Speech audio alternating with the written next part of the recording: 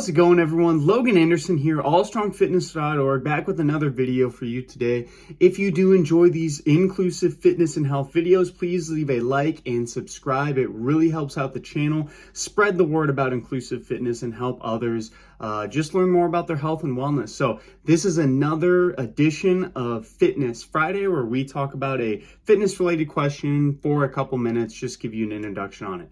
For this week's Fitness Friday topic, we are going to talk about how many calories are in a pound of fat. If you are somebody who is either trying to lose weight, maintain weight, or even gain weight, knowing this is super important because you want to know how much you potentially can gain and lose at a certain amount of time. So when it comes to how many calories are in a pound of fat, there's actually 3,500 or 3,500 calories in 1 pound of fat.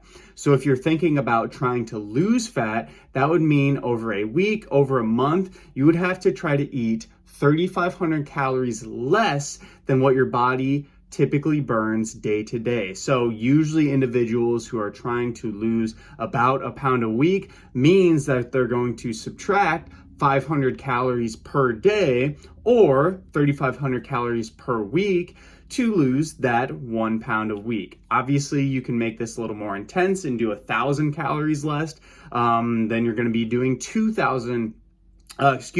pounds a week or 7,000 calories a day. So 3,500 calories are in 1 pound of fat. And if you are somebody who is trying to lose weight, you need to think about this when you are cutting back your calories and overall trying to get you that weight loss goal. So hopefully this gave you a little more direction. If you have any comments on this, please leave them down below. I'll try to address them. Thank you so much for clicking on this video, and we will make sure to see you in that next video.